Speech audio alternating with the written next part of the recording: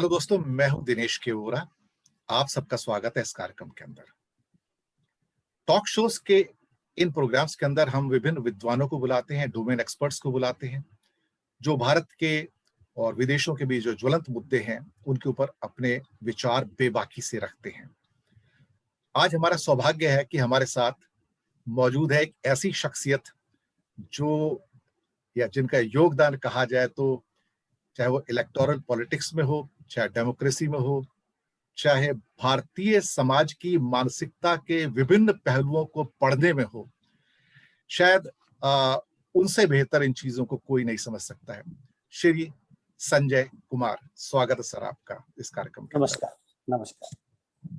आभार आपका कि आपने अपना कीमती समय निकाला और आप हमारे साथ जुड़े।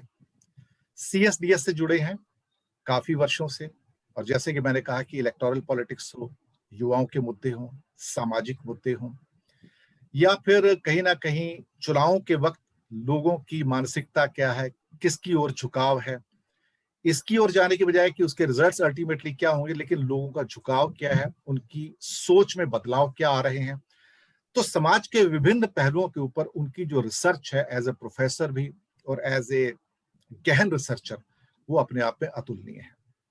तो हम अपना सौभाग्य समझते हैं कि श्री संजय कुमार आज हमारे साथ हैं। संजय जी, स्वागत है एक बार फिर से। आपने, कल मैं आपका पढ़ रहा था, मिंट के अंदर काफी डिटेल्ड आपके कुछ सर्वेज आए हैं, लेकिन उनको प्रारंभ करने से पहले एक छोटा सा आपसे टिप्पणी चाहूंगा कि समाज में पिछले 1-1.5 साल में जो बदलाव परिलक्षित हो रहे हैं, चाहे सामाजिक हो, राजनैतिक हो, आर्थिक हो, उनको आप किस नजर से देखते हैं? थोड़ा सा आपका विचार उस बारे में। बिल्कुल, मुझे बहुत स्पष्ट दिखाई पड़ता है कि अगर हम पिछले 2-3 सालों में देखें किस तरह के बदलाव आ रहे हैं, तो मुझे लगता है कि ये बदलाव जो बहुत स्पष्ट दिखाई पड़ रहे हैं, 2 ध्रुवों में बटा हुआ दिखाई पड़ता है। और जो वैचारिक मतभेद या जो वैचारिक विभिन्नताएं हैं, अब पहले एक ऐसा समय था जो हम कहते हैं मिडिल ग्राउंड था। हम और आप के, हमारे और आपके विचार अलग हो सकते हैं, लेकिन एक बहुत बड़ा मिडिल ग्राउंड होता था जहां पर 2 लोग या 2 अलग अलग ग्रुप के लोग बीच में आकर के हम चर्चा कर सकते थे। तो वो मिडिल ग्राउंड जो है वो खत्म होता जा रहा है। वैचारिक दृष्टिकोण से समाज 2 ध्रुवों में बटा हुआ है, और दिक्कत की बात यह है कि दोनों ध्रुव के लोग एक दूसरे की कोई भी अच्छी बात समझने को, सुनने को तैयार नहीं है। मुझे लगता है ये एक बहुत ही दुखद घटना है समाज में, जो मैं देख रहा हूँ पिछले 2-3 दशकों से, पिछले 2-3 साल से मुझे ऐसा ही कुछ दिखाई पड़ता है। बहुत अच्छे अच्छे दोस्त वैचारिक मतभेद के कारण दुश्मन बन गए हैं। पहले ऐसा नहीं होता था। पहले हमारे मतभेद होते थे, लेकिन हम मतभेदों पर चर्चा करते थे, चर्चा कर सकते थे, फिर भी मतभेद रह जाएं, लेकिन चर्चाओं का एक विंडो खुला होता था। मुझे लगता है वो खिड़की बंद होती सी जा रही है, और जो डिस्कशन का जो एक प्लेटफॉर्म होता है उसका शायद अभाव दिखाई पड़ता है। बिल्कुल आपने सही कहा, क्योंकि मैं काफी हद तक फॉरेन ट्रेड को पढ़ाता आया हूँ, विदेश नीति को भी कई बार पढ़ाता आया हूँ, तो उसमें हमेशा एक बात समझाई जाती है कि संबंध कितने भी खराब क्यों ना हो जाए, एक खिड़की खुली रखिए, पता नहीं कब उसकी जरूरत पड़ जाए। ये वही बात जो आपने कही कि कुछ लोग इस सिरे पे आ गए हैं, कुछ लोग उस सिरे पे आ गए हैं, कोई बात सुनने को तैयार नहीं है। ये हार्डनिंग ऑफ जो स्टैंसेस हैं, इसके पीछे क्या सामाजिक कारण है, या एक क्या मानसिकता इतनी तीव्रता से जो चेंज हुई है एक साइड या दूसरी साइड में झुकने की, उसके पीछे क्या सामाजिक कारण है? देखिए, समाज में अलग अलग समुदाय के लोग रहते हैं। हम जाति के आधार पे बात कर लें, धर्म के आधार पे बात कर लें, कई सरकार की नीतियां ऐसी रही हैं जो एक समुदाय के थोड़ा अगर सरकार को ऐसा लगता है कि किसी समुदाय के समर्थन में दिखना चाहिए, उसे सपोर्ट की जरूरत है, चाहे हम रिजर्वेशन की बात कर लें, चाहे माइनॉरिटीज के साथ खड़े होने की बात कर लें। रिजर्वेशन मतलब अलग अलग जातियों को जो शैक्षिक संस्थाओं में या जॉब्स में रिजर्वेशन दिए जाते हैं, तो इन सब चीजें, ये जो पॉलिसीज हैं, ये एक तरह से इंडिपेंडेंस के बाद सरकार ने शुरू की। तो लोगों को लगता था कि 10 साल, 20 साल, 30 साल, 40 साल, 50 साल, अब तो इसका कहीं अंत होगा। लेकिन कई सालों तक ये पॉलिसीज हूबहू जिस तरह से आई थी इंडिपेंडेंस के बाद आज भी कंटिन्यू कर रही हैं, तो लोगों के मन में एक तरह से उसके प्रति रोष तो नहीं कहूंगा, लेकिन डिससेटिस्फैक्शन पैदा होने लगा और लोगों को लगने लगा कि सरकारें शायद एक समुदाय का, एक वर्ग का, कुछ लोगों का ज्यादा ध्यान रखती है और कुछ लोगों का ध्यान बहुत कम रखा जा रहा है। हम इसको अलग अलग मिडिल क्लासेस के आधार पर भी हम बात करके देख सकते हैं। लोगों को लगता है कि कभी कभी जब बजट आता है तो लोगों को लगता है सब कुछ तो ग्रामीण लोगों के लिए दे दिया गया, मिडिल क्लास को तो कुछ मिला ही नहीं। तो ये जो अपना और पराया, चाहे इसको जो मैं बात कह रहा हूँ अलग अलग, इसको हम कास्ट के आधार पे देख सकते हैं, रिलीजन के आधार पे देख सकते हैं, लोकेलिटी के आधार पे देख सकते हैं, लेकिन मुझे क्या मिला और दूसरों को क्या मिला, मेरा अपना और दूसरों का, ये जो भावना है ये मुझे लगता है काफी एक तरह से शार्पेंड हो गई है पिछले 5-10 सालों में। और इसी वजह से ये जो दो खेमे में लोग बटे दिखाई पड़ते हैं, उसकी वजह वही साफ दिखाई पड़ती है। संजय जी, किसी भी देश की प्रशासनिक व्यवस्था को सुचारू रूप से चलाने के लिए उनकी इंस्टीट्यूशंस का मजबूत होना बहुत आवश्यक है। और पंडित नेहरू ने यह काम बहुत बखूबी किया था। हिंदुस्तान में आते ही सबसे पहले उन्होंने पहले 15-17 साल के अंदर सारी इंस्टीट्यूशंस भारत को दे दी थी। एक तरह से देखा जाए तो उसमें बहुत सारे लोगों का योगदान है। उसमें गोविंद वल्लभ पंत भी थे, मोरारजी देसाई भी थे, हमारे सरदार बलदेव सिंह भी थे, राजकुमारी अमृत कौर भी थी, अम्बेडकर साहब भी थे, पटेल साहब भी थे। ये एक सामूहिक प्रयास था पूरे उस समय के जो विद्वान लोग थे। पर देश कमजोर तब होता है जब उसकी इंस्टीट्यूशंस कमजोर हो जाती हैं। और जब इंस्टीट्यूशन कमजोर होती हैं कि समाज में जो बंटवारे हैं धर्म के आधार पर, जाति के आधार पर, समूहों के आधार पर, वो खाइयां बड़ी होनी शुरू हो जाती हैं। आपको क्या लगता है कि ये इंस्टीट्यूशनल जो वीकनेसेस हैं, ये कब इनका दौर प्रारंभ हुआ और कब ये बहुत ज्यादा स्ट्रेंथन हो गई, इनकी खाई बढ़नी शुरू हो गई? देखिए, आरोप प्रत्यारोप किया जा सकता है। कुछ लोग ये कह सकते हैं कि इंस्टीट्यूशंस वीकेंड पिछले 10 सालों में हुई है। कुछ ये कहते हैं कि ये तो पहले भी ऐसा ही था, सरकार का दबाव, सरकार का प्रभाव इन पर रहता था। मुझे ऐसा नहीं लगता कि इंस्टीट्यूशंस वीकेंड अचानक हो जाती है। बिल्कुल जैसे हम कहते हैं ना, बत्ती की स्विच आपने जलाई तो रोशनी हो जाता और उसको स्विच को बंद किया तो बिल्कुल अंधेरा हो जाता है। ऐसा नहीं होता है। जैसे सुबह और शाम होती है, शाम का सूरज जैसे धीरे धीरे ढलता है और आखिरी में जाकर के अंधेरा होता है। मुझे लगता है इंस्टीट्यूशंस के मूल्यों में गिरावट, लोगों के मूल्यों में, जो पर्सनल मूल्यों में गिरावट हुई, उसके साथ ही साथ इंस्टीट्यूशनल गिरावट भी होनी शुरू हो गई। ये जरूर है कि कभी ये दौर इसकी रफ्तार कभी तेज रही और इसकी रफ्तार कभी धीमी रही। तो जो लोग इंस्टीट्यूशंस को चलाने वाले हैं, जो लोग इंस्टीट्यूशंस के शीर्ष पर अलग अलग समय में बैठे रहे, कुछ लोगों ने इस गिरावट को कंट्रोल करने में अपनी भूमिका निभाई, कुछ लोगों ने उसका साथ दिया। तो गिरावट तो पूरा एक लंबा दौर है। धीरे धीरे इंस्टीट्यूशनल गिरावट या इंस्टीट्यूशनल जो मूल्यों में जो गिरावट है वो धीरे धीरे आई। लेकिन हाँ, ये जरूर है कि पिछले एक दशक में इस पर हाहाकार सा मचने लगा और ये बिल्कुल प्रत्यक्ष रूप से हमारे सामने दिखने लगा कि ये इंडिपेंडेंट, ये जो सारी बॉडीज, ये जो गवर्नमेंट इंस्टीट्यूशंस हैं और ऐसे इंस्टीट्यूशन जिसपे अपेक्षा की जाती है कि वो इंडिपेंडेंट काम करेंगे, वो इंडिपेंडेंस कहीं ना कहीं खतरे में दिखाई पड़ता है और लगता है कि ये इंस्टीट्यूशन इंडिपेंडेंटली काम नहीं कर रहे हैं। बहुत सारी चीजें ऐसी हैं या आंकड़े हैं या वस्तु स्थिति है जिनको हाइड किया जाता है, छुपाया जाता है, बताने से परहेज किया जाता है विभिन्न सरकारों के द्वारा, सिर्फ इसी सरकार के द्वारा नहीं। जैसे कि बहुत बड़ी चर्चा होती थी एक ऑफ बजट एक्सरसाइज की, और चल रही है अभी भी, जहां पर सरकार ने अपने खर्चे चलाने के लिए पीएसयूज के द्वारा लोन के सहारे लिए, और वो इतना बड़ा हिस्सा हो गया कि आपके सेंट्रल रेवेन्यू का एक साल में तो वो 15-20% तक पहुंच गया। और ये बात बजट के अंदर भी नहीं आती थी, इसलिए उसे ऑफ बजट भी कहा जाता था। सीएजी, जो कि हमारी एक किस्म से वॉच डॉग है, वो भी उसके ऊपर कोई ज्यादा आपत्ति नहीं करता है। ज्यादा उंगली नहीं उठाता है।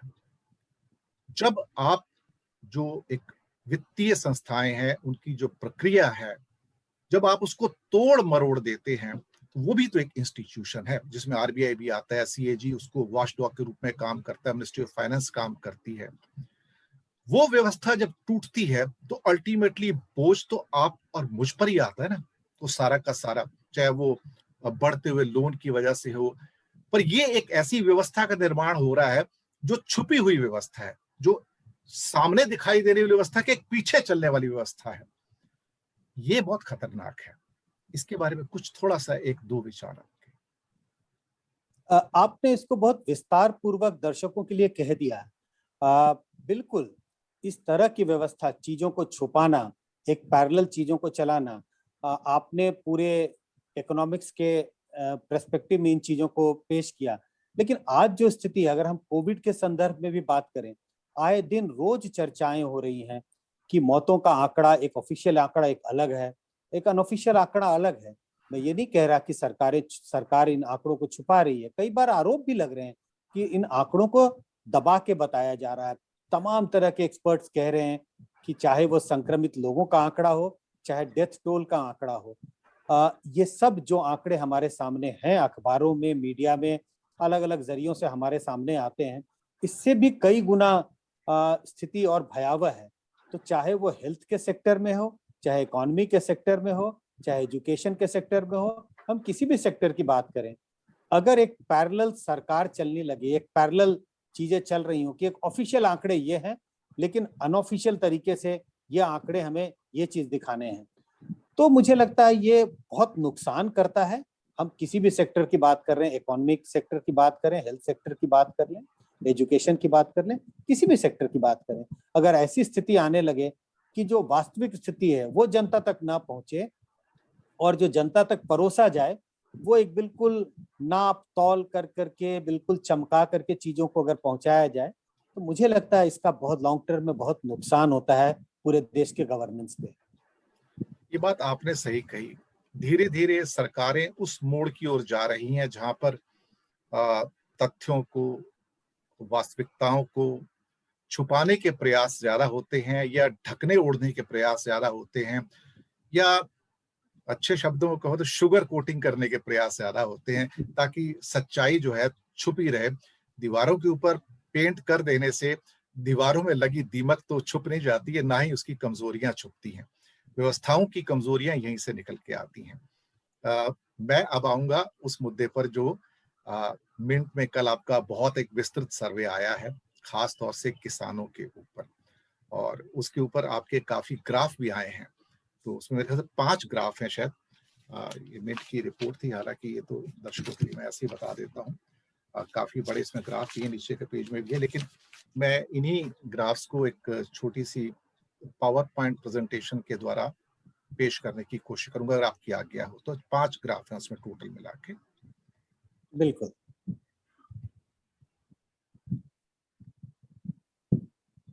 ये आपके CSDS के चार्ट हैं।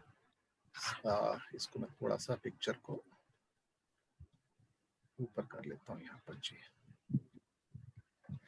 यहाँ पर सबसे पहला जो आपने बीजेपी की परफॉर्मेंस के बारे में बात की है किसानों के संदर्भ में, सबसे पहले ये जो चार्ट्स आए हैं इनका संदर्भ जानने की मैं कोशिश करूंगा। और दर्शक मित्रों थोड़ा सा संजय जी बताइए कि इनका संदर्भ क्या है अल्टीमेटली, इन 5 चार्ट्स का जो ग्राफिक्स आए हैं। काफी विस्तृत रिपोर्ट है, काफी रिसर्च, बहुत गहन है ये जो चार्ट अभी दर्शकों के सामने है, इसमें यह बताने की हमने कोशिश की है, ये इलेक्शन कमीशन के आंकड़े हैं कि असम, केरल, तमिलनाडु और वेस्ट बंगाल, जो 4 राज्यों में, जिन 4 राज्यों में भी चुनाव हुए, वहां बीजेपी का इलेक्टोरल परफॉर्मेंस कैसा रहा है। सिर्फ 2021 के विधानसभा चुनाव की ही नहीं, मैं 2019 के लोकसभा चुनाव के भी आंकड़े हमने प्रस्तुत किए हैं और 2016 के विधानसभा चुनाव के आंकड़े भी प्रस्तुत किए हैं। ये बताने की कोशिश कर रहे हैं कि देखिए बीजेपी का परफॉर्मेंस किस तरह का रहा है इन चुनाव में, और अगर पिछले चुनाव की तुलना करें तो क्या बीजेपी का परफॉर्मेंस हमें बहुत अच्छा होता हुआ दिखता है, या ऐसा लगता है कि बीजेपी ने जितनी उम्मीद की थी लोगों ने, या पार्टी ने खुद जितनी उम्मीद की थी उसकी अपेक्षा में बीजेपी का परफॉर्मेंस कम रहा है। अब असम एक ऐसा राज्य है जहां बीजेपी अपनी सरकार बचा पाई है, दोबारा सरकार में है। अब तो हेमंत बिस्व शर्मा उसके नए मुख्यमंत्री भी होने वाले हैं। जी। लेकिन और आंकड़े देख के ये लगता है कि 2016 के विधानसभा चुनाव में तो उन्हें तकरीबन 30% वोट थे और 2021 में 33% वोट हैं। लेकिन दर्शकों को ये बताना चाहूंगा कि ये वोट प्रतिशत में इजाफा इसी के लिए भी है कि बीजेपी ने सीटें ज्यादा लड़ी थी, लेकिन कुल मिला के स्थिति वैसी की वैसी ही है।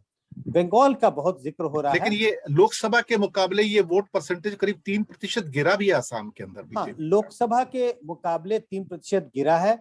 लेकिन इस बात का जिक्र मैं इसी के लिए नहीं कर रहा क्योंकि कोई ऐसा राज्य नहीं है जहां बीजेपी के का वोट जो उनको लोकसभा में वोट आता है और जब विधानसभा के चुनाव होते हैं उन्हीं राज्यों में तो उससे नीचे नहीं गिरता, वो हमेशा नीचे गिरता है। यही बात बंगाल में भी देखने को मिल रही है। इसी संदर्भ में संजय जी, एक हमारे दर्शक का प्रश्न भी था। उन्होंने कहा था कि सीएए और एनआरसी के मुद्दे आसाम में बहुत प्रमुखता से उठाए गए थे, उसके बावजूद भी बीजेपी वहां जीतती है। इसके पीछे कोई छोटा सा कोई कारण हो सकता है जो आपकी नजर में जो बताना चाहें आप दर्शकों को? इसके बावजूद भी बीजेपी जीतती है, इसके दो कारण हैं। एक तो बीजेपी की जीत की बड़ी वजह है जो नॉर्थ आसाम, जिसको उत्तरी आसाम हम कहते हैं, वहां पर बीजेपी ने बड़ी जबरदस्त जीत हासिल की। और दूसरी बात यह है कि सीए एनआरसी का मुद्दा वो एक मुद्दा है, एक वोटर के पास कई मुद्दे होते हैं, वोट एक होता है। तो जो व्यक्ति जब वोट डालने जाता है पोलिंग स्टेशन पर, पोलिंग स्टेशन के अंदर, उसके मन में तमाम तरह की चीजें होती हैं। पहला तो पार्टी की पसंद पर हिंदुस्तान के 65% मतदाता अपना वोट डालते हैं जी। तो हो सकता है बीजेपी की ये बात, सीए एनआरसी की बात उनको पसंद नहीं आई आसाम में, फिर भी वो पार्टी को पसंद करते हैं और तकरीबन 60-65% मतदाताओं ने बीजेपी के लिए वोट इसी के लिए दिया क्योंकि अल्टीमेटली वो बीजेपी को पसंद करते हैं। जी। तो मुद्दे अनेक होते हैं, एनआरसी सीए भी एक उसमें मुद्दा था, लेकिन वोटरों के, आसाम के वोटरों के मन में वो इतना हावी नहीं हुआ जितने अन्य मुद्दे उनके वोट देने के निर्णय पे प्रभावी हो रहे थे। जी, शुक्रिया। अभी आप आगे आ रहे थे केरला, तमिलनाडु, वेस्ट बंगाल के। हाँ, मैं ये कह रहा था कि वेस्ट बंगाल में भी आपको यही देखने को मिलता है कि बीजेपी को 40% वोट मिले थे और आपको याद होगा 42 में से 18 लोकसभा सीटों पर उन्होंने जीत हासिल की थी। जी। और वही जीत बीजेपी का मनोबल बढ़ा रही थी और ऐसा बीजेपी को लगने लगा था कि 2021 के विधानसभा चुनाव में वो अपने दम पर सरकार बनाएंगे। हालांकि उनका तो नारा था 200 पार, इस बार हम 200 पार, 200 से ज्यादा सीटें बंगाल में जीतेंगे। लेकिन बंगाल में उनका प्रदर्शन कोई बहुत अच्छा नहीं रहा, उनके वोटों में 2% की गिरावट आई लोकसभा की तुलना में जी। और सीटों के लिहाज से देखें तो मात्र 77 सीटों पर उनकी जीत हुई जी। अगर आपको याद होगा लोकसभा की सीटों को अगर हम विधानसभा के आधार पर देखने की कोशिश करें तो बीजेपी ने 121 विधानसभा सीटों में जीत हासिल की थी, बढ़त हासिल की थी। तो उस हिसाब से बंगाल में भी उनका प्रदर्शन बहुत अच्छा नहीं रहा। तमिलनाडु और केरल तो ऐसे राज्य हैं जहां पे बीजेपी का जनाधार कोई बहुत बड़ा था नहीं, लेकिन दावे हो रहे थे बीजेपी के तरफ से कि उनका जनाधार इन स्टेट्स में भी बढ़ेगा। लेकिन उन स्टेट्स में भी जो कह रहे हैं कि सदर्न स्टेट्स के दरवाजे अभी भी एक तरह से बंद है बीजेपी के लिए। कर्नाटक में उनकी सरकार जरूर है, लेकिन कर्नाटक के बियॉन्ड तमिलनाडु, केरल में वो दस्तक तो दे पाए, 10%, 2%, 3% वोट ला रहे हैं, लेकिन उनका प्रेजेंस अभी भी बहुत नॉमिनल है। तो ये टेबल्स, ये जो आंकड़े हैं सिर्फ इसी बात को दर्शा रहे हैं कि बीजेपी का प्रदर्शन 2021 के विधानसभा चुनाव में उतना रहा नहीं जितना लोग उम्मीद करते थे या जितना बीजेपी के कार्यकर्ता, बीजेपी के लीडर खुद उम्मीद कर रहे थे। जी। अगर हम आपके अगले चार्ट में चलते हैं, popular mood against new farmer loss, ये थोड़ा सा छुपा हुआ है, कोई बात नहीं, इसको हम थोड़ा सा यहाँ लेते हैं। न्यू फार्मर, मैं ये बताने की कोशिश कर रहा हूं कि आखिर बीजेपी की जो अच्छी परफॉर्मेंस नहीं रही उसमें उसकी वजह क्या रही होगी। मैं ये एस्टैब्लिश नहीं कर रहा हूं कि बीजेपी के बहुत अच्छे परफॉर्मेंस की वजह सिर्फ और सिर्फ लोगों का जो मूड है कि ये जो किसान के जो नया जो बिल पास हुआ, जो लॉ पास हुआ है, उसको वापस करना, मैं ये बताने की कोशिश नहीं कर रहा। मैं कह रहा हूँ तमाम तरह के मुद्दे हैं जिसकी वजह से बीजेपी को लोगों ने उतना वोट नहीं दिया, उतना समर्थन नहीं दिया जितना बीजेपी समझती थी। लेकिन इस ओर इशारा जरूर करना चाहता हूं कि उन तमाम मुद्दों में क्या ये एक मुद्दा ये भी था जिस वजह से लोगों ने बीजेपी का समर्थन नहीं दिया? आपको याद होगा राकेश टिकैत जो किसान आंदोलन के नेता हैं, वो हर राज्य में घूम घूम कर ये इस बात का प्रचार कर रहे थे कि वोट किसे भी दे देना, किसी पार्टी को दे देना, बट बीजेपी को वोट नहीं देना।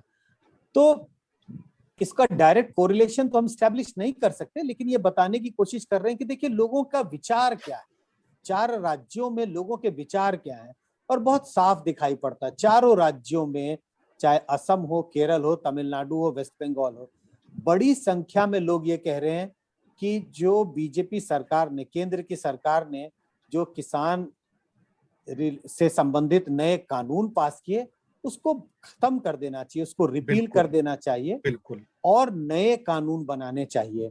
अमेंड करने वाले कुछ ऐसे भी लोग हैं जो कहते हैं कि कानून में कुछ संशोधन करें, और कुछ लोग ऐसे भी हैं जो कहते हैं कि नियम, जो कानून जैसे हैं वैसे रखा जाए।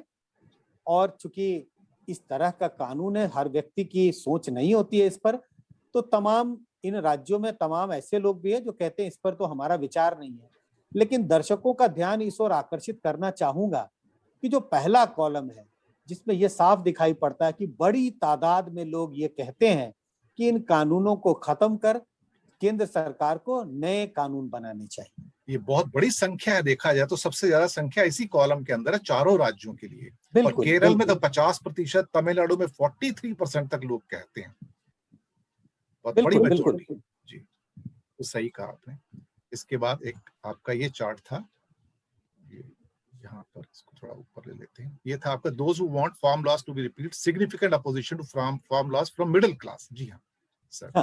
हाँ, मैं ये बताने की कोशिश कर रहा हूँ कि देखिए इस चार्ट के द्वारा कि अलग अलग अगर हम वर्ग के हिसाब से मतदाताओं को देखें, और हमने मतदाताओं को 4 इकोनॉमिक कैटेगरी के हिसाब से बांटा है, पुअर, लोअर, मिडिल और अपर, और फोकस पूरा मिडिल क्लास पर है। इसकी वजह साफ है कि बीजेपी ने भले 10 साल में अपना जनाधार बहुत बढ़ाया है। अब वो बीजेपी उस तरह की पार्टी नहीं है जो 2009 और 10 के आसपास रहती थी, जिसका जनाधार सिर्फ मिडिल क्लास या अपर क्लास में था। ये जरूर है, बीजेपी ने 2014 के लोकसभा चुनाव जीतने के बाद अपना जनाधार दूसरे इकोनॉमिक क्लासेस में भी बढ़ाया। गरीब तबके के वोटर और लोअर क्लास के वोटर भी बढ़ चढ़कर बीजेपी को वोट करते हैं, लेकिन अभी भी कोर सपोर्ट बेस बीजेपी का मिडिल क्लासेस के बीच है। जी। और मिडिल क्लास के लोग हैं कौन? मिडिल क्लास में हम आप जैसे मध्यम वर्गीय लोग हैं, नौकरी पेशा लोग हैं, जो जिसको बुद्धिजीवी वर्ग कहते हैं। ये सारा बुद्धिजीवी वर्ग जो पत्रकार और तमाम तरह के लोग हैं, ये मिडिल क्लास की कैटेगरी में आते हैं, और ये बीजेपी की सपोर्ट बेस की रीढ़ रहे हैं। और अगर मिडिल क्लासेस के बीच में भी ऐसी धारणा बन जाती है कि इस कानून को खत्म कर देना चाहिए और सरकार को, केंद्र सरकार को नए सिरे से कानून बनाना चाहिए, तो ये एक बड़ा संदेश है। और चारों राज्य में यही दिखाई पड़ता है। असम में अगर आप देखें तो मिडिल क्लास में 32% लोग कहते हैं कि भाई कानून को खत्म करें, और ऐसा राज्य है असम जहां पे बीजेपी ने जीत हासिल की है। बिल्कुल। केरल में भी 50% लोग, तमिलनाडु में भी मिडिल क्लास में 43%, और बंगाल में भी मिडिल क्लासेस में भी 32%। तो बड़ी संख्या में मिडिल क्लासेस ये चाहते हैं कि केंद्र सरकार द्वारा बनाए गए किसान कानून को केंद्र सरकार को खत्म कर देना चाहिए और नए कानून बनाने चाहिए। ये एक इंपॉर्टेंट सिग्नल है बीजेपी के लिए। मुझे तो लगता है कि एक तरह से अलर्ट करता है बीजेपी को कि आपका मिडिल क्लास भी ये चाहता है। मिडिल क्लास जो आपके सपोर्ट बेस की रीढ़ रही है, स्पाइन है आपका, उनके बीच में भी ये धारणा है कि किसान के लिए जो कानून आपने बनाए हैं, केंद्र सरकार ने बनाए हैं, उसको खत्म कर नए सिरे से कानून बनाने की पहल करनी चाहिए। कहीं ना कहीं से मुझे कोर कॉन्स्टिट्यूएंसी है भाजपा की, वो थोड़ी सी स्लिप होती हुई नजर आती है यहाँ पर। बिल्कुल। अगले में जाते हैं कि those who want farm laws to be repealed. ये आपके शायद अलग अलग जो बीजेपी वोटर्स आए, और तृणमूल कांग्रेस, महाजोत वोटर्स, डीएमके और एलडीएफ बाकी वोटर्स। मैं इसी बात को आगे बढ़ाने की कोशिश कर रहा था कि लोग ये समझेंगे कि भाई क्लासेस तो ठीक है, लेकिन फिर भी क्या बीजेपी के को वोट देने वाले भी ऐसा सोचते हैं या विरोधी पार्टियों के वोटर ऐसा समझते हैं? क्योंकि आम धारणा होगी कि भाई ऐसा सोचने वाले लोग कि किसान के लिए जो कानून बने हैं उसको रिपील कर दे और केंद्र सरकार नए सिरे से कानून बनाए, तो ऐसा तो वही लोग सोचते होंगे जिन्होंने विपक्ष की पार्टियों को वोट किया है, जो तमाम जो घोर बीजेपी विरोधी है। तो इसमें जी नई बात क्या है? इस जी बात को आगे बढ़ाने के लिए मैंने इन 4 राज्यों में ये देखने की कोशिश की कि इन राज्यों में जिन लोगों ने बीजेपी के लिए या उसके गठबंधन पार्टियों को वोट किया, वो क्या सोचते हैं। तो आप देखें, असम में जो बीजेपी को वोट दिए, जो बीजेपी के वोटर हैं, उनमें भी 26% ऐसे जी वोटर जी हैं जी जो जी कहते हैं कि किसान के लिए जो कानून बनाए गए हैं, केंद्र सरकार ने जो किसान संबंधी कानून बनाए हैं, उसको खत्म करके नए सिरे से कानून बनाना चाहिए। केरल में भी बीजेपी वोटर्स में 24%, तमिलनाडु में भी भले संख्या कम हो, बहुत बड़ी संख्या, लेकिन 39% 39% है, बड़ी बड़ी 39% संख्या अमंग है। जी हाँ। BJP voters. और बंगाल में तो बीजेपी को बड़ी संख्या में वोट मिली है, 38% लोगों ने बंगाल में बीजेपी के लिए वोट किया है। उन 38% में से 22% ऐसे लोग हैं जो ये चाहते हैं कि केंद्र सरकार इन कानूनों को रद्द करे और नए कानून बनाए। मैं दूसरी पार्टियों के वोटरों की ओर जनता का ध्यान आकर्षित नहीं करना चाहता, दर्शकों का ध्यान आकर्षित नहीं करना चाहता, क्योंकि वो तो स्वाभाविक है, क्योंकि वो बीजेपी के विरोधी हैं, उन्होंने बीजेपी के लिए वोट नहीं दिया। तो उनमें तो और भी बड़ी तादाद में लोग ये मानते हैं कि कानूनों को रद्द करना चाहिए और केंद्र सरकार को नए सिरे से कानून बनाना चाहिए। बिल्कुल बिल्कुल बिल्कुल सही कहा आपने। और यहाँ पर ये हमारी आखिरी टेबल थी, यहाँ पे awareness about farmers protest is wide spread, ये इसको यहाँ पर ले लेते हैं। जी हाँ, इसी बात को और आगे बढ़ाते हुए हमने इस टेबल सी के जरिए ये बताने की कोशिश की। आम धारणा होगी कि भाई किसान कानून के बारे में लोगों की अवेयरनेस है क्या, कितने लोग जानते हैं किसान कानून के बारे में, जी कितने लोगों के को इसके बारे में पता है। तो ये तो बहुत कम लोगों की राय है। आप बहुत कम लोगों की राय को बहुत बढ़ा चढ़ाकर तो नहीं पेश कर रहे हैं।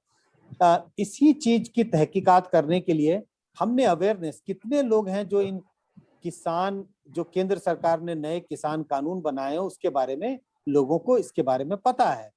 तो और अलग अलग समुदाय में वोटरों को बांटकर हमने ये जानने की कोशिश की कि कितने लोगों को इसके बारे में पता भी है। तो पहला कॉलम ऑल का है। पूरे असम में 57% ऐसे लोग थे जिनको केंद्र सरकार द्वारा बनाए गए नए कानून के बारे में पता है। केरल में 80%, तमिलनाडु में 63% और वेस्ट बंगाल में 55% वोटरों को इस बारे में पता था। और अलग अलग राज्यों में भी अगर हम देखें तो लोग कहते हैं ये तो जी सिर्फ अर्बन मुद्दा है, क्योंकि दिल्ली के बॉर्डर पर किसान आंदोलन कर रहे हैं, अखबारों में ये चीजें आ रही हैं, सोशल मीडिया पर इन चीजों का जिक्र हो रहा है, तो ये तो सिर्फ अर्बन लोग होंगे, शायद गांव के लोगों को इसके बारे में पता भी नहीं होगा। तो ये जो दूसरा कॉलम है ये बताता है हर राज्य में आप देखें गांव में भी रहने वाले लोगों में से बिल्कुल बिल्कुल। बड़ी तादाद है जो जिनको इसके बारे में पता है। अर्बन वोटरों में तो इसका अवेयरनेस और भी कहीं ज्यादा है। किसानों की बात करें तो किसानों में भी अवेयरनेस इसके बारे में बहुत ज्यादा है। और लोग ऐसा ना समझ बैठे कि सिर्फ किसान को छोड़ के जो दूसरे अन्य लोग हैं उनको इसके बारे में पता नहीं होगा। इसी जी के लिए फार्मर्स और नॉन फार्मर्स, ऐसे लोग जो खेती में नहीं जुड़े हैं, दूसरे रोजगार धंधे में लगे हैं, उन लोगों में भी अवेयरनेस बहुत ज्यादा है। इस बात को बताने के लिए कि सरकार ये भूल ना करे, लोग ये ना समझ बैठे कि बहुत कम संख्या में लोगों को, और आप समझिए 2 स्टेट ऐसे हैं जो दूर दराज के स्टेट हैं। मैं अगर दिल्ली से बात करूं, जी। दिल्ली बिल्कुल नॉर्थ में है, केरल और तमिलनाडु तमिलनाडु बिल्कुल साउथ में है। बिल्कुल सदर्न है। तो और इन जगहों से किसानों का पार्टिसिपेशन इन आंदोलन में बहुत ज्यादा नहीं रहा, फिजिकल डिस्टेंस के कारण। कई किसान आना भी चाहते होंगे तो आ नहीं सके क्योंकि फिजिकल डिस्टेंस है, तमाम तरह की दिक्कतें हैं, लेकिन उनको इसके बारे में ज्ञान है। वो जानते हैं कि किसान आंदोलन हो रहा है, केंद्र सरकार ने एक नया कानून पास किया है, और उन्हें भी ऐसा लगता है, बड़ी संख्या में उनके बीच भी ऐसा लगता है कि ये कानून किसान के हित में नहीं है।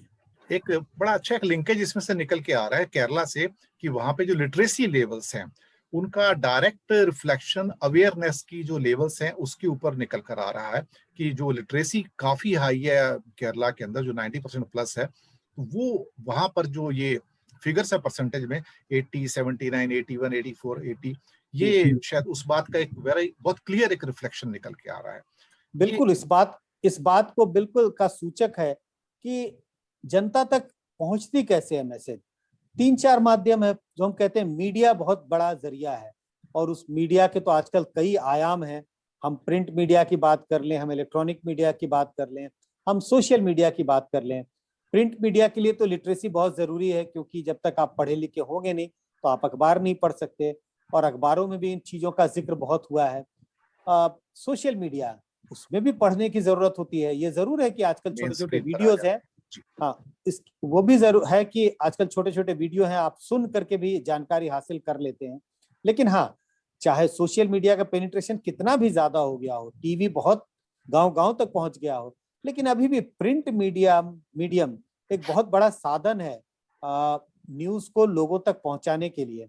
तो केरल की जो लिटरेसी, हाई लिटरेसी रेट है और जो हाई अवेयरनेस है, कहीं ना कहीं उस बात का सूचक है। दूसरे राज्यों में केरल की तुलना में अवेयरनेस थोड़ी कम दिखती है, और उसका सीधा रिलेशनशिप उन राज्यों की लिटरेसी रेट से है। दूसरे राज्यों की में केरल की तुलना में लिटरेसी कम है, इसी के लिए अवेयरनेस केरल की तुलना में कम दिखाई पड़ता है। फिर भी ये अवेयरनेस लेवल काफी हाई है, क्योंकि एक कानून है। कितने लोग हैं जिनको कानून के बारे में पता होता है कि केंद्र सरकार ने कौन से नए कानून बनाए। ये किसान के लिए जो कानून बनाया गया उसकी जानकारी दूर दराज के इलाकों में भी है अब लोगों के बीच। एक प्रश्न स्वाभाविक रूप से उठता है कि भारत के अधिकतर दक्षिण भारतीय राज्यों के अंदर, एक कर्नाटका को थोड़ा छोड़ दिया जाए, तो भारतीय जनता पार्टी अपनी पैठ बनाने में सफल नहीं हो पाती है। इसके पीछे किस किस्म के कारण है? कोई सामाजिक कारण है, या फिर हो सकता है वहां लिटरेसी लेवल्स नॉर्थ इंडिया की अपेक्षा थोड़े अधिक हैं, अवेयरनेस ज्यादा है, या फिर उनके जो पैराडाइम्स हैं, जो सोच है, वो उत्तर भारत के लोगों से या ईस्टर्न इंडिया के लोगों से थोड़ी सी मुख्तलिफ है, थोड़ी सी अलग है। देखिए, अगर ओवरऑल हम देखने की कोशिश करें, बीजेपी के लिए उन राज्यों में पैर पसारना ज्यादा मुश्किल है जिन राज्यों में रीजनल पार्टी स्ट्रांग है। कुछ स्टेट अपवाद हैं, मैं ये नहीं कह रहा कि हर राज्य में जहां रीजनल पार्टी स्ट्रांग है वहां बीजेपी अपना पैर नहीं पसार पा रही है, अपना जनाधार नहीं बढ़ा पा रही। अब बंगाल उसका स्पष्ट उदाहरण है।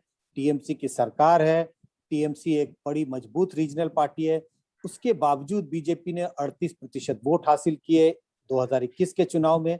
लेकिन हम ऐसे ऐसे कई राज्य हैं। आपने 2 राज्य का जिक्र किया, केरल का जिक्र किया, तमिलनाडु का जिक्र किया।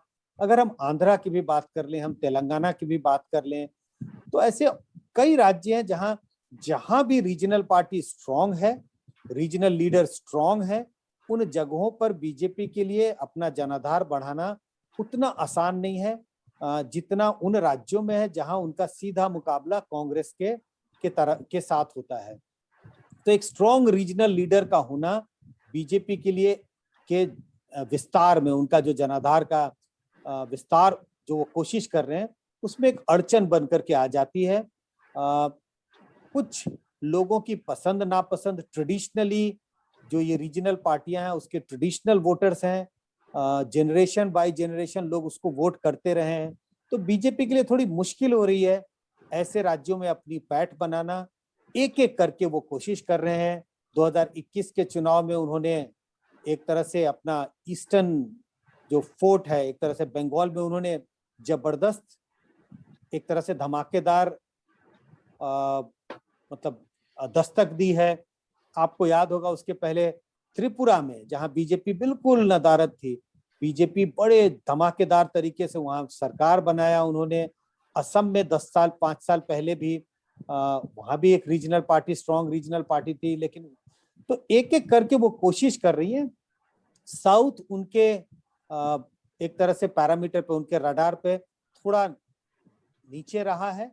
इसकी वजह यह है कि लैंग्वेज, तमाम तरह की बैरियर्स हैं। तो ये जो तमाम फैक्टर्स हैं उसकी वजह से बीजेपी कई ऐसे राज्य हैं जहां रीजनल पार्टी स्ट्रांग है, रीजनल लीडर स्ट्रांग है, और भाषा हिंदी नहीं है, हिंदी भाषी क्षेत्र नहीं है।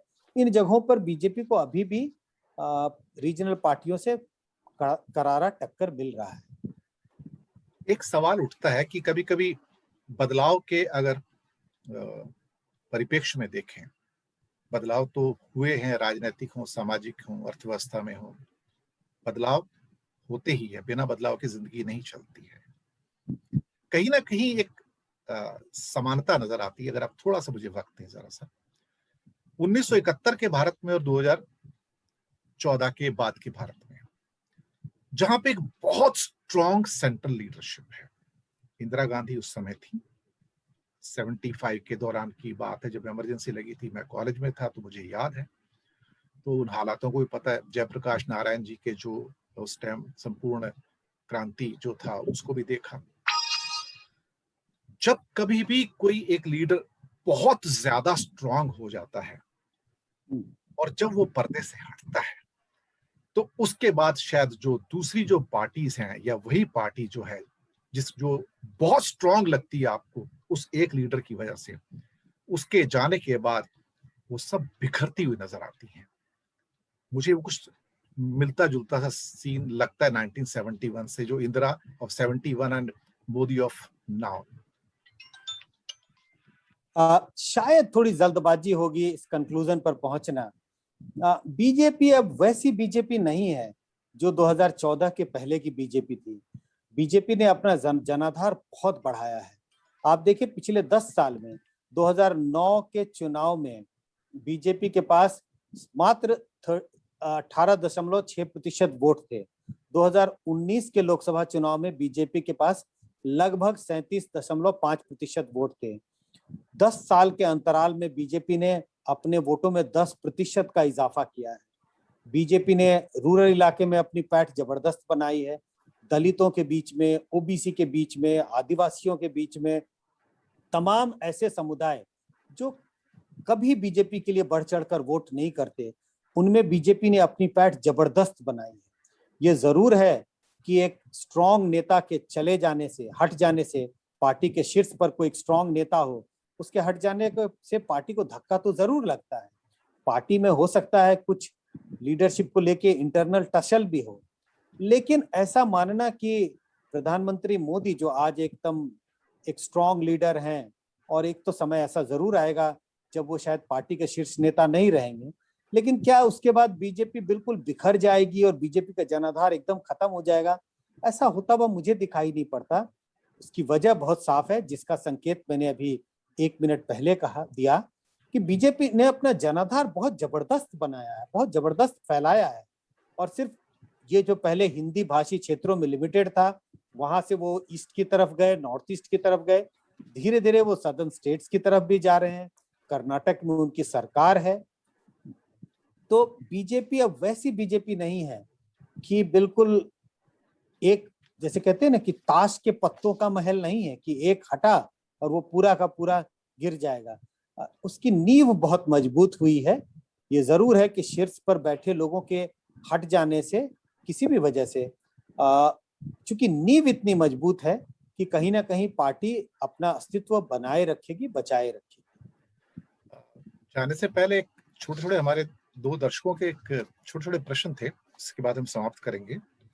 एक नांडल साहब हैं, उनका कहना था कि क्या ये चुनाव जो सुपर स्प्रेडर हैं, कोविड हालात को देखते हुए पोस्टपोन नहीं किए जा सकते थे? अब इसका जवाब तो इलेक्शन कमीशन से कई बार सवाल पूछे जा चुके हैं। हमने भी पूछा, आपने भी पूछा, अलग अलग प्लेटफॉर्म पे पूछा, राजनीतिक पार्टियों के लोगों ने पूछा। देखिए, मुझे लगता है सारा का सारा दोष इलेक्शन कमीशन पर मैं मढ़ने को शायद तैयार नहीं हूं। याद कीजिए, जिस वक्त चुनाव की घोषणा हुई थी, उस वक्त कोविड के जिस तरह के अभी दिखाई पड़ रहे हैं, वैसे आसार थे नहीं। ये जरूर है कि मैं इस बात का कतई पक्षधर नहीं था कि बंगाल के चुनाव 8 फेजेज में कराए जाए। तो चुनाव के घोषणा के वक्त तो कोविड की स्थिति ऐसी नहीं थी जैसी हमें आज दिखाई पड़ती है। इसी के लिए चुनाव को की घोषणा करना तो इस इलेक्शन कमीशन की गलती नहीं थी, भूल नहीं थी, क्योंकि चुनाव की भी अपनी एक अहम भूमिका है। इन राज्यों में सरकारों का कार्यकाल खत्म हो रहा था। अगर आप प्रेसिडेंट रूल भी लगा देते तो उसकी भी आलोचना होती। लेकिन ये जरूर है कि चुनाव को कम चरणों में किया जा सकता था। अगर शायद 2-3 चरणों में चुनाव खत्म कर लिए जाते, तो जो सुपर स्प्रेडर आज बंगाल में या असम में दिखाई पड़ रहा है, वैसा नहीं होता। और एक लास्ट का सवाल था इनका, एक हमारे दर्शक हैं मक्खन सिंह जी, कि दिल्ली सरकार का कहना है कि क्या वैक्सीन आ जाएंगी, 2 कंपनियां इंडिया की नीडफुल जो चीजें पूरी कर सकती हैं क्या? हालांकि थोड़ा सा मेडिकल क्वेश्चन है तो देखा जाए तो, लेकिन इसका कोई अगर उत्तर देना चाहें तो आप दे सकते हैं कि 2 वैक्सीन देखिए से क्या काम हाँ कर पाएंगे? देखिए इस बात की तो रोज चर्चा हो रही है, इस पे तो मुझे लगता है कोई उत्तर देने की आवश्यकता भी नहीं है। रोज आंकड़े आ रहे हैं, कितने वैक्सीन की जरूरत है, कितना वैक्सीन, कितने प्रोडक्शन किया जा सकता है इन कंपनियों के द्वारा, और लोगों को रोज कितने वैक्सीन लगाने की जरूरत है।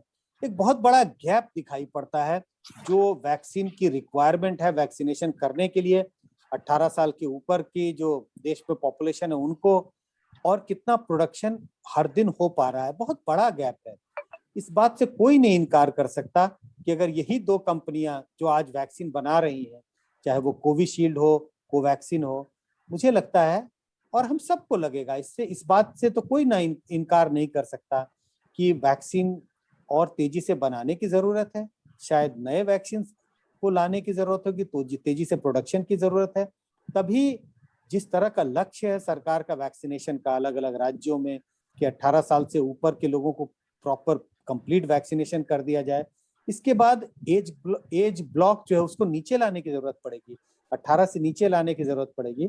तो मुझे लगता है कि जरूरत है तेजी से वैक्सीन बनाने की, शायद और दूसरे कंपनियों को भी लाइसेंस देने की, जिससे वैक्सीन का प्रोडक्शन और तेजी से हो सके। मुझे पूरी उम्मीद है कि कुछ समय के बाद सीएसडीएस से इस बारे में जरूर कुछ ना कुछ हमें सर्वे प्राप्त हो जाएंगे कि इनका प्रभाव क्या पड़ा है अलग अलग एज ग्रुप्स के अंदर जो वैक्सीनेशन हुए, गांव में, शहरों में या अलग अलग वर्गों में, तो उसका कितना असर पड़ा है। तो दर्शक मित्रों, ये थे श्री संजय कुमार हमारे साथ। लेकिन जाने से पहले मैं उनसे सिर्फ एक बात कहना चाहूंगा, कोई आखिरी टिप्पणी आप करना चाहें तो आप जरूर कीजिएगा। मुझे लगता है हमने विस्तृत रूप से कई विषयों पे चर्चा की, और मेरे पास कोई और आखिरी टिप्पणी नहीं है। बहुत अच्छा लगा आपसे बात कर, हमने इस प्लेटफॉर्म के माध्यम से अपनी बात दर्शकों तक पहुंचाने की कोशिश की, तो आपका आभार, आपका बहुत बहुत धन्यवाद। तो दर्शक मित्रों, इन्हीं शब्दों के साथ हम लेंगे आपसे आज्ञा, और श्री संजय कुमार जी से हम उनका आभार व्यक्त करेंगे कि उन्होंने अपना कीमती समय निकाला, हमारे साथ इस कार्यक्रम में जुड़े। बहुत जल्दी हम आपसे मिलेंगे एक नए मुद्दे के साथ, एक नए विद्वान के साथ, इसी चैनल पर। इंतजार कीजिएगा। धन्यवाद आपका।